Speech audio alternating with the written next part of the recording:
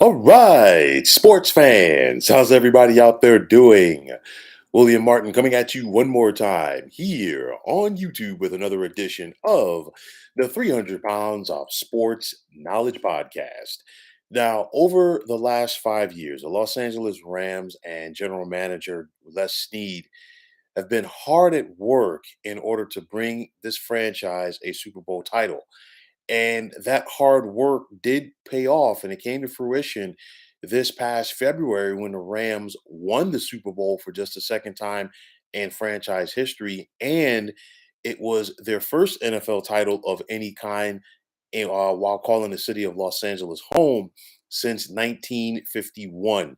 Now, Snead was wheeling and dealing in order to make the Rams a champion, which included parting with multiple first round picks over the years to acquire players such as cornerback Jalen Ramsey and quarterback Matt Stafford. Now, the Rams were all smiles back in February at SoFi when they claimed the Lombardi trophy. But the party is now over for these Rams. After Sunday's loss to the Arizona Cardinals, you're talking about a Rams team right now this year that is 3-6, and they've lost five out of their last six. The Rams simply cannot run the football to save their lives. Less than 70 yards per game.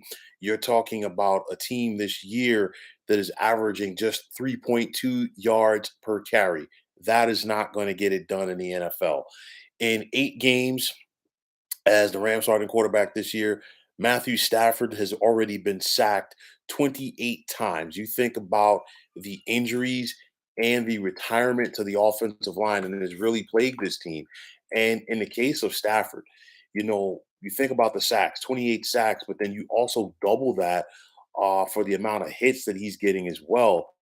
And if you look at it, I mean, Stafford right now, he's currently in the concussion protocol, missed last week's game. But if Stafford comes back, you're talking about a good possibility that Stafford gets sacked at least 50 times this season. And his career high as far as sacks was 47 in 2017 as a starting quarterback for the Detroit Lions. And those hits, they begin to take a toll on a quarterback. And I think, you're seeing part of that with Stafford being in a concussion protocol right now. Um, Andrew Whitworth retiring on that offensive line, that was a big to do. This unit has had a lot of injuries. And honestly, with some of the teams that the Rams have played so far this season, it's kind of like the old meet me at the quarterback play because they are just getting through with pressure. And Stafford does not really have a chance. On top of that, the Rams don't have a receiver to offset Cooper Cup. And in the case of Cooper Cup, we saw the career year that he had last year, but now you're talking about somebody himself that is dealing with injury. He's going to be out with after that ankle injury. He's going to be out for some time. And honestly, with the way that things are going this year for the Rams, I'm not really sure if this team really tries to rush Cooper Cup back. Um, Cole, what's going on? How you doing? Saying there's a chance I'll be going to the Rams Chiefs game in KC. It's funny that you bring that up because this was a game probably at the beginning of the season that a lot of people had circled as a potential Super Bowl preview. You think back several years ago when the Rams were still playing at the Coliseum and that epic battle that we saw on Monday night with Jared Goff and yeah, that was a Jared Goff mention here. But with Jared Goff and Patrick Mahomes is going at it on Monday night, they were slinging that thing, going back and forth. I think the final score might have been like 51-48. It was a crazy game, and it was probably one of the better games in the history of Monday Night Football. Yes, that is a Larry Johnson jersey over the right shoulder. Throwing it up for him. I was always a fan of LJ, going back to his time at Penn State wearing number 5, and then of course I think back to those good old days on NFL primetime with Chris Berman. And of course, he would give that Grandma Ma reference to Larry Johnson, of course, sarcastically. Of course, we know about Grandma Ma with the Charlotte Hornets. Yeah, 54-51 was the final score in that contest. I remember it was a crazy game, and you like watching that game. You kind of figured the last team to have the ball would win. But nonetheless, speaking of the Chiefs, and you possibly going to that game, the Rams, they've got a tough slate ahead of them. I mean, they got the game in New Orleans on Sunday. The Saints D is tough. But then, going to KC in week number 12, you got Seattle at home in week number 13. And Seattle's been playing some good ball. I know that they lost over in Germany on Sunday to the Bucks, but they've been playing some good ball. The Raiders, well, that's a whole nother train wreck right there. But then you look at that last four for the Rams at Green Bay. Lambeau is always going to be tough in December, and especially with Aaron Rodgers at quarterback. You got Denver at home, but then your last two games technically are on the road. You play the Los Angeles Chargers, you'll be the designated road team in that one. And then, of course, you're at Seattle. It's looking tough for this Rams team right now. I mean, they don't have that wide receiver to offset Cooper Cup. I talked about it earlier in the year as far as a potential Super Bowl hangover for this team. And you're seeing that because LA is one of those places where everybody loves a winner, and everybody wants a piece of you, and you could see that. And I mean, you see some of the commercials that Sean McVay is doing. You also heard about the possibility of Sean McVay retiring after last season, or taking a break at least, and the same thing going for Aaron Donald. And they came back. You lose a guy like Von Miller, you lose Odell Beckham, but most importantly, that continuity on the offensive line is gone. And now you see just how important those guys up front are, because you can have all of the talent in the world at the skill positions, but if you cannot protect your quarterback, things are not going to get done. And at the end of the day, with as bad as the Rams are going, you would say, okay, you know what? Let's just go out there and try to, make the most of our draft picks. Well, guess what? The Rams' first round pick for 2023 goes to the Detroit Lions. Their fourth round pick is headed to the New England Patriots, and their fifth round pick is headed to the Cleveland Browns.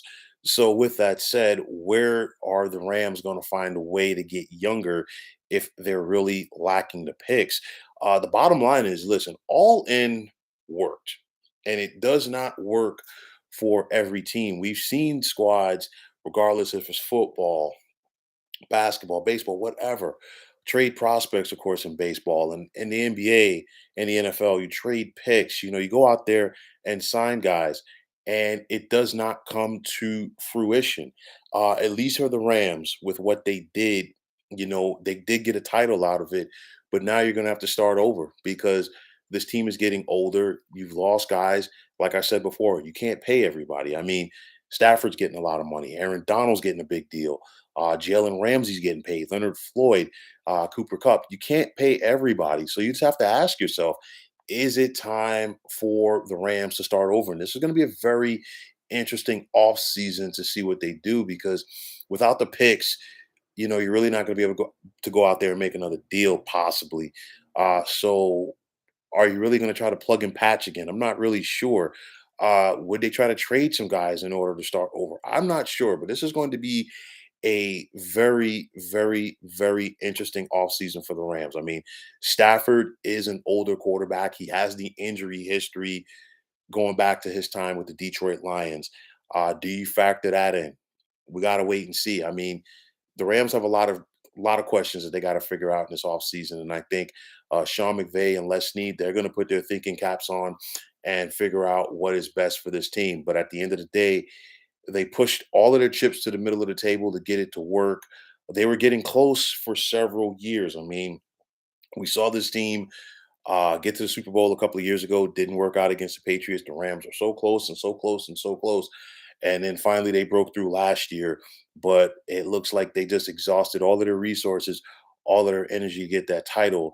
And now, in my opinion, at least, this team is at the crossroads because they have to figure out what they're going to do this offseason. And deciding on what the Rams do or don't do is really going to shape this franchise and this team for the next 5 years. They wanted to be relevant when they got to Los Angeles. They did that, yes. Now let's see what the Rams can continue to do and try to get some stability under their belts. So, folks, that is going to wrap it up. And as always, I I want to take this time out to thank you for tuning into the 300 Pounds of Sports Knowledge podcast here on YouTube. Excuse me. I want to take the time out to thank all of you fine folks out there for tuning in. And if you have not already, please feel free to subscribe to this channel.